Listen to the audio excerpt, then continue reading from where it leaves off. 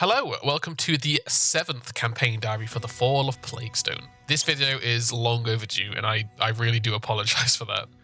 I will try and get this series released fully soon. There are lots of exciting things in store for the channel, and I have promised myself that I'll hold off on them until I can get a big green tick next to this series. Okay, so spoilers, we TPK'd the session.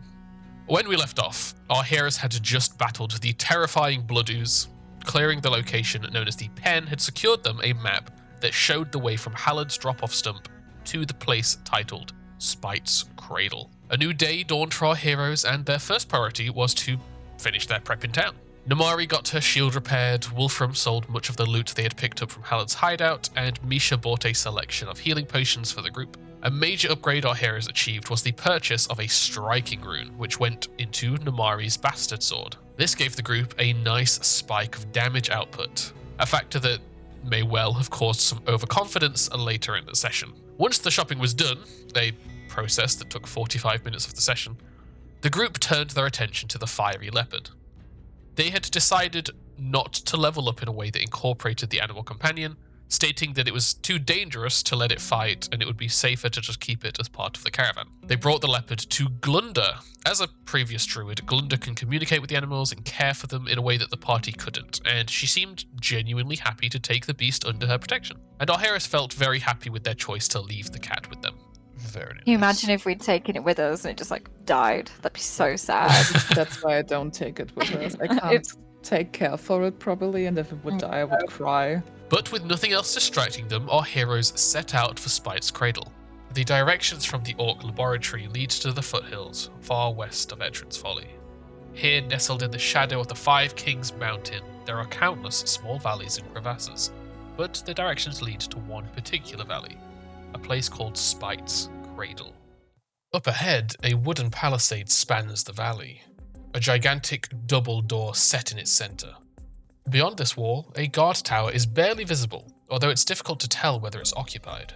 As the group approached this wall, I gave them two options. Either they could approach this as a dungeon crawl with exploration actions and all of the slower placed gameplay that comes with, or we could run it using the infiltration subsystem. The reason I suggested this is because from reading the design of this dungeon, I really don't see a way most groups could cleanly get through this. The gate is watched by two orcs in the watchtower. There is no way past the wall other than over it or through the gate, both approaches alerting the guards. If the guards do get alerted, then 9 orcs are supposed to pile into the yard. That's a truly insane number for level 3 characters, especially considering most groups won't have a striking rune. I was hoping that by making it an infiltration encounter, that would allow me to hand wave away some of these design challenges based on good rolls. However, my group did decide that they wanted to go about this as a typical dungeon crawl, probably because it's more familiar. The wooden wall ahead of them was 15 feet high, with a gate in the middle. They could hear quiet, orcish conversation beyond, but they were unable to understand it. The plan our heroes came up with was to position themselves for an ambush. Namari and Wolfram stood on either side of the gates, while Misha knocked on the door to lure them over. Upon knocking on the door, the group heard 2 pairs of footsteps coming towards the gate and one moving away. In the adventure, it states that if the alarm is raised, 9 orcs and their boss Lord Nar will head out into the yard and attack, and the Orc Ranger Greytusk shoots from the watchtower. That's a large amount of orcs for a group to take on, especially when there's only 3 of them. So, obviously, I reduced the number of orcs to 5, plus Lord Nar, plus Greytusk. I was hoping this number of orcs would prove to be a challenge, but not insanely difficult. However, during the fight, some choices were made by myself that broke that theory. As the orcs swung the door open, they began aggressively questioning Misha, but she obviously couldn't understand them. She tried to politely ask for help, although with no shared language, this was just confusing for everybody. The orcs were clearly defensive, but they did give her pause, not attacking outright. As the conversation was going nowhere, Misha tried to whisper to her allies about what to do, but this was just a clear tip-off to the nervous orcs that something was wrong. The 2 orcs by the door and Greytusk, who had been watching from above, jumped into offensive action. Namari acted quickly, using her new and shiny striking rune to crit the first orc and behead him instantly. This was a very promising start to this fight, and I think it gave both the players and myself more confidence than we should have had. Grey Tusk launched arrow after arrow from the watchtower, chipping away at the group as they tried to get through the door. The remaining orc by the door made a strike against Namari, but after a critical miss, they instead fled back into the yard. I wanted to bait the group nearer to where the rest of the orcs would emerge from, and they certainly took the bait, chasing him without concern. Misha, however, wanted to go deal with Grey Tusk. She ran alone into the tower where she met another orc at the bottom that was still grabbing its weapons. She killed it in a single round without taking damage. Another contributor to our overconfidence. Meanwhile, a Namarian Wolfram killed the second orc as it tried to enter Lord Nar's throne room. So, that was 3 orcs killed, and after my changes, only Lord Nar, Grey Tusk, and 2 more basic orcs were left. Since things had been going so well, I made a judgment call that I very soon regretted. I re-added some of the orcs I'd removed. I didn't go all the way back up to the base adventure, but it was certainly closer. This ended up being a terrible idea, as when these orcs all poured out of the tarp, Namarian Wolfram became instantly overwhelmed. Ludnar charged out first, raged, and critically hit Namari for 30 damage, leaving her badly injured.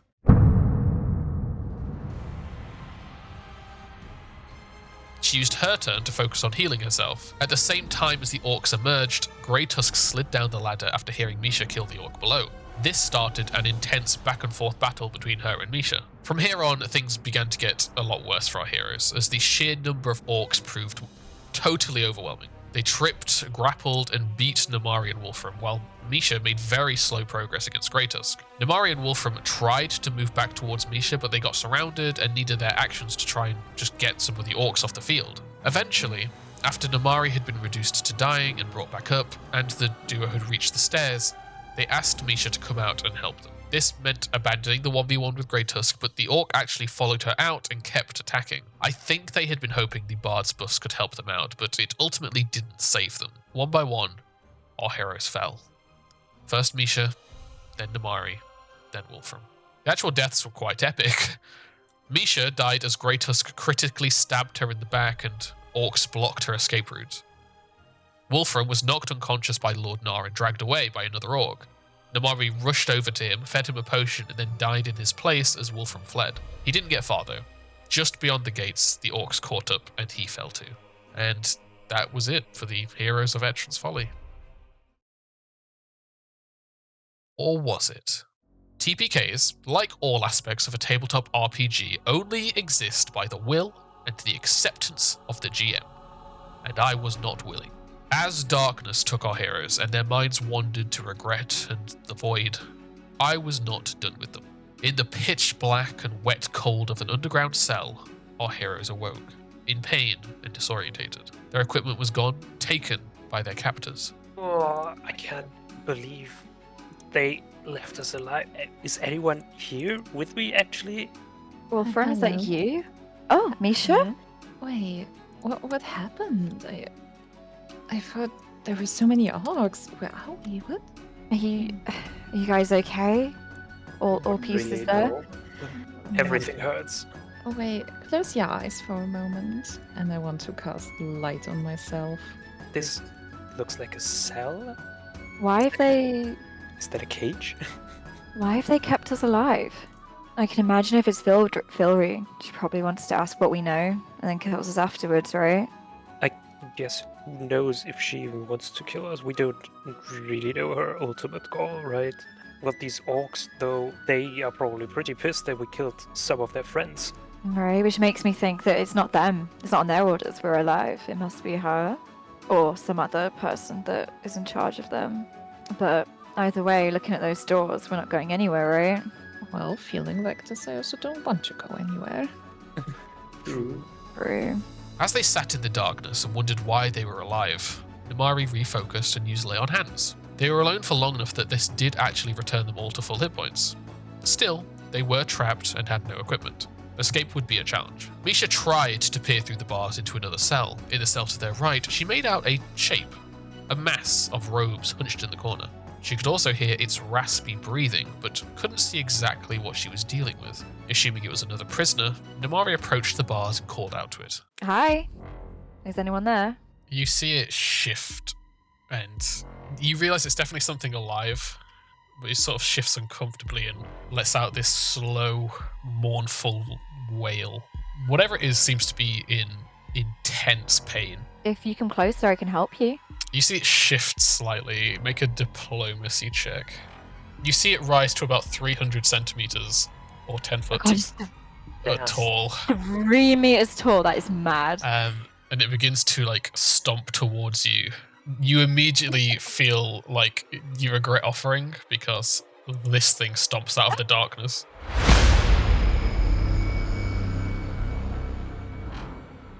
Oh, fuck. Oh my god. Slams its hands onto the bars and forces its like face into the edge. Kill me! It begins to like rock backwards and forwards and slam its head into the bars repeatedly. And you begin to hear, well, the sound of footsteps from the darkness of the south. From the southern tunnel, Villery approached the sound.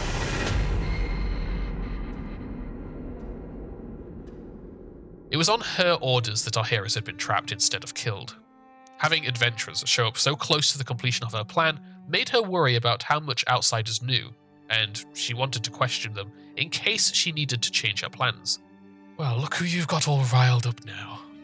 She glances over. Shut up and go to sleep. And it backs away and curls back up into a little ball. Would you like to explain to me who you are and why you laid a very pathetic siege on my little fortress here? It wouldn't have been a siege if you hadn't employed these orcs that apparently cannot talk any civilized language. I don't need them to talk. They're just there to keep people like you out. Well, we tried to get in the peaceful way, but they immediately picked up their weapons. Well, the idea is that there is no peaceful way. I don't want visitors. Why did you come here? We've been trying to figure out why the forest has been why it is, and everything points in this direction. We didn't know you were here. Make a deception check. Oh. She gives you just a very, sure look. Well, I mean, we obviously knew someone was behind the fence, but we just didn't know it was you specifically. But I mean, looking at this guy over here, I'm going to point to the one through the fence. He's obviously very similar to the experiments that we fought before, so you must be the one that's responsible. Oh, okay. Well, get a good look. I'll be adding you to him soon. Might as well get But some why? use out of him. Why? Well, when he's fully trained, he'll make a very good little guard dog for me. Did you make him? Yes. And ask again, why? So that when he's trained, I'll have a nice little guard dog. But why do you need a guard dog? Does someone want to hurt you? She gestures sort of broadly to the three of you. Apparently so. I would make like tiny nodding movements, like yeah. Right, I'll be straight with you. We've come to understand that you might be involved in creating some kind of illegal, suspicious alchemical compound, and as part of that, you maybe were responsible for the death of a trader in town.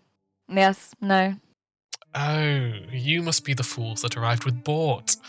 Sorry about your friend. I couldn't let anyone piece together what was happening here. He knew too much. I'm sure you probably thought you could stop me and save the town, but you shouldn't have bothered. They are a wicked, worthless lot, and they don't deserve your compassion. Why do you say so? How could they be, when they let their own suffer and die in agony? Scorning a child out of spite? I feel like we're missing a lot of context here. Wait, are you Vilray?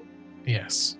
So when you say they did this to an innocent child, do you mean yourself or your mother? They falsely accused my mother, offered her no help, and when she died, the grudge passed on to me. But your mother was responsible for the plague, was she No, not? she fucking wasn't. She was a healer. She was trying to save them, trying to work out how to stop the plague, but then the fucking priest accused her of witchcraft, of all things. Ignorant bastard. And then when she caught it, they just left her to die. She was the only person who could have stopped it. Now half their town's a little graveyard, and soon the rest will be too. But then you're saying that they held your mother responsible for a plague that killed half the village, but then you are going to be responsible for killing the rest of that village, so you'll just be as bad as they assumed your mother was incorrectly. Is that not validating their beliefs about your family and yourself? Well, you could look at it that way, or you could say that since I already have the punishment, I might as well do the crime. The town rejected you. Why didn't you just leave? Spite. This is I Spite's see. cradle, after all. How long ago was that again? Oh, it's been a long while now, about 10 years. That is some strong conviction to hold on to this grudge for 10 years while hiding out in this place. What are you even plotting to do? Surely you aren't just going to send some orcs into the village to slaughter them. No, that would be primitive. I might as well tell you since you're not going anywhere. I've been slowly filling the hollow Plaguestone in the middle of town with enough alchemical reagents that when my servant reaches there later today and drops in the catalyst, it's going to poison and corrupt that entire town and all those bastards who live there. It's quite That's ingenious. grim. That's what they deserve. And then what? What are you planning to do after this?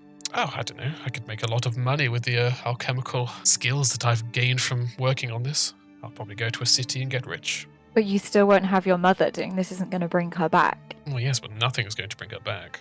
If there was a way of bringing her back, I'd be doing that. I just mean that you think that this is going to make you feel better, but later down the line, once you've processed the grief, because 10 years is still pretty recent to lose a parent, you're going to suddenly, the guilt's going to set in. You're going to feel terrible for what you've done to these people that actively had no... Like, yeah, some of them might have acted poorly against you and your family, but the majority of them, no. And you'll have slain them for no reason. Eventually that'll eat away at you. You'll feel guilty. When you could have helped those people, you'll be vilified when people hear about you. It's not for no reason. And you've clearly been there. Can you not tell the way they behave with people? Is there no one you've met who's seemed scared or tread like an outsider? Yeah, but instead of punishing those that aren't going to change, you help the ones that can. Well, I will be helping them change. It's probably not in the way you want me to. I can tell we're not going to change your mind on this. Probably not. I've had a long time to work on this. But good to know why you're here. Since this was the big bad of the adventure, the party had very little hope of just convincing Villery to change her ways, although they did notice that some of their questions were getting to her. But after all this, do you really think when you look into the mirror, you could say your mother would be proud of you? She tried to save them till the end. Yes, well, unfortunately, she's fucking dead, so she can't be proud of me anyway. You do see her eyes getting a bit watery. She seems upset. Well, that's enough conversation. Please decide whether you would rather be attached as a pair of legs or a pair of arms to the amalgamation, and I guess I'll see you when I'm ready to work on you. I wanted to portray Villery as being consumed by grief and revenge. Often in stories, villains are portrayed as regretful or able to be talked out of evil deeds by attempts to play on their humanity. I wanted Villery to be emotionally hurt in a way that was self-actualizing. She can't be made to see what she's doing is wrong because to her, she's been treated as though she's already guilty of the crime. Her evil act has been the guiding light of her life, even though she hasn't committed it yet. If she doesn't enact this revenge, she'd have endured this life for truly no reason at all, beyond spite.